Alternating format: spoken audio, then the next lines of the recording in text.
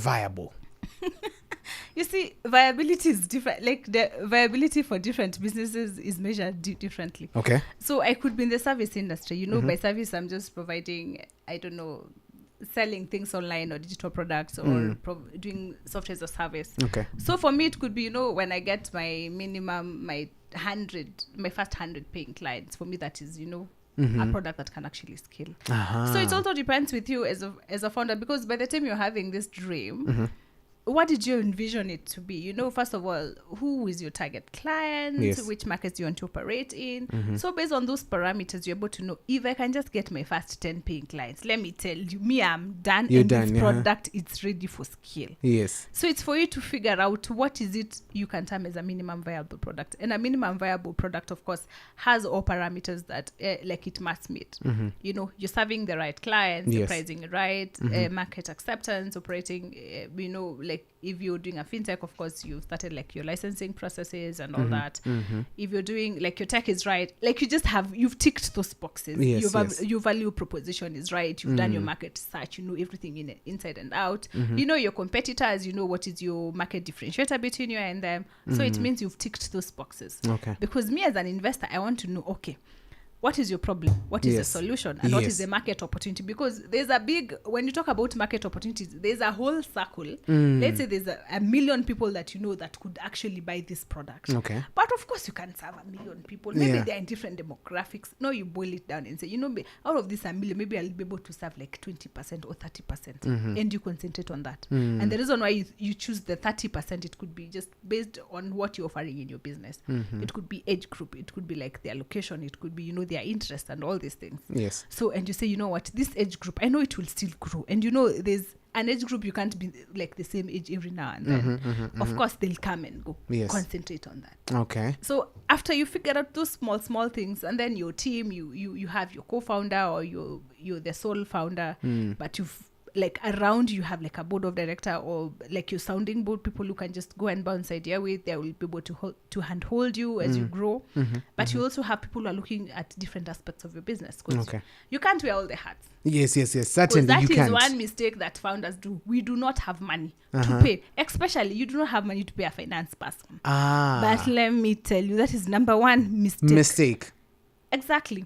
Because if you're from ops or you're from logistics or you're from tech, how do you know how to do a projection? Yes, you can go online, you know, take the softwares, but how are you going to validate your assumptions?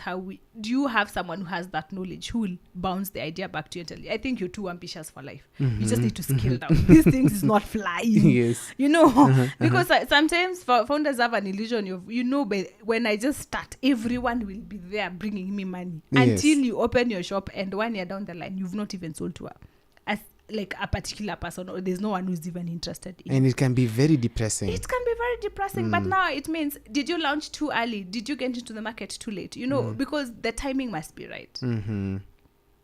Sometimes you have to figure out, first check your competitors, do your market research, know where the world is, like just have a few insights of where the business landscape is. Yes. So that you can know, is it the right time for me? Because you can launch too early and you fail, or launch too late. Too late, there are already so many players. Okay. And too early, the market is not ready to accept your product at that particular point. Okay. So you must, you know, it's a thin line, But that's why people are told, leverage on insights, you know, gather as much insights as you can. Yes. Check out, like, I'm sure, first of all, you can't launch a business that no one has ever done it. Of course, the people are doing it and are doing it so well. Yes. Benchmark with them. Okay. Let's say if someone is in America or Europe or wherever, there are so many amazing solutions, and you want to build a solution. Nowadays they call it Africa for Africans, Kenyans for Kenyans. For Kenyans, you know? Yes. So if you want to do that, benchmark, what are they doing right? What is it that you're going to bring home? What is it that is going to stand out between what they're doing and what you're doing? Exactly. Because otherwise, we will all be replicating business. So ego should be bottom of the barrel. Me have this idea. Me, I'm coming to break the market. You know me, I'm coming to kick you out of the market. You have no idea. People have some of this very crazy. Okay, it's good to be confident, but sometimes you hear people say these things and you're like, okay, sawa, all right. But the market is too big to accommodate all of us, you know. Yeah. You can't be the only market. And something else that you were talking when you're on the break, something else that people try to like a barrier for them to even scale or even raise money is you just start a business and all you think is just, you know, you're a small circle of friends, or, you know, if you're in campus, you've launched it there, you just think, you know, it's the campus students are going to consume your product or service. Yes. Without knowing, the world is so big. There's so many other people. Maybe it's just that you've not done your research right. Exactly, which is very key. So unajifungia tu hapo, you know, you just have like a closed mind. This is the only people I want to serve. So how are you going to scale? How are you going to break that barrier to show someone, you know what, I have a growth trajectory. Right. And if you just hold my hand kidogo too, yes, I will be the next unicorn. Wow. Because if you don't convince someone to give you even an angel investor, by the time I even give you that 100,000 or 200 or even $1 million, Bob, yes, it means I'm seeing where you're going. You know, you've told me your problem, you know, your solution. I'm like, by the way, there's that need. How do we go about it? Exactly. Sometimes even your idea is not unique, and it's like the market is flooded with such ideas, and it is very hard to scale.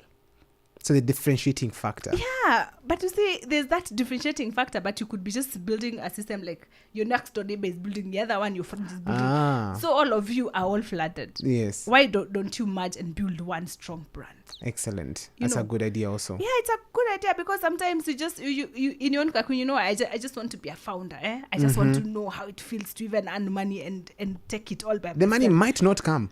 The money might never to come. It might fail to ikwamia mahali. Yeah? And you were just talking, sometimes even money is not the problem. It is you. It is your product. It is your service. It is your systems that are not even actually working. Because some of these things that we're told automate even the simplest tasks. Yes. You spend so much time handling things that you're not even supposed to be handling. You can automate finance. You can automate so many things. Operations you can automate. You know, even marketing, you like lead generation, all those things. But imagine people are just there struggling. I don't know, it's manual, it's just emails, it's just WhatsApps, you know. By the time you even bring your mind to have clarity of where your business is going, sometimes, you know, your mind is already clogged, and you need to clear your mind so that you can start thinking as a founder. Okay. Because if you don't clear that path, how are you going to tell someone, you know, I'm ripe to get investment? Because there's what we say, like, have you done your investor readiness assessment? Okay. So have you ticked all the boxes to ensure if I get my investment now, I'm hitting the ground running? ASAP. Yes. Because you can get the money, hauna team. What are you going to do? By the time you assemble a team and the hiring nowadays is too hard, 2 months, 3 months down the line, investors are asking for metrics. They're asking, we gave you money, you said you had this, and what is happening? We are not seeing any traction. What is happening? And you made even promises also. You told them in 6 months' time, in 7 months' time, this is going to be happening. Yeah. And you know, and sometimes you can just get investors who are really patient, but even their patience will run out. The metrics you told them you're going to hit, because sometimes they could say, okay, we're going to give you money, but we're going to give you money in tranches. Yes. Okay, you have a minimum viable product. If you get your first 10 paying customers and they're paying X much, we're going to give you X amount of money. If you move from 10 to 50, we're going to add you money. Okay. If you move your market from Nairobi to Kisumu or to wherever, we are going to add you money. Okay. So imagine you've made those small promises and you're not even meeting even one of them or even an inch. Imagine. All right. That's very interesting. We're going to come back in a bit and then we get her parting shot as we wrap up the conversation. But this, let me tell you, is masterclass. If you're listening in, you're among the very special people. Tell everybody who's not tuned in and they love Matters Startups that they have to find the content and make sure they watch, because you must have your book and your pen. Write these notes down.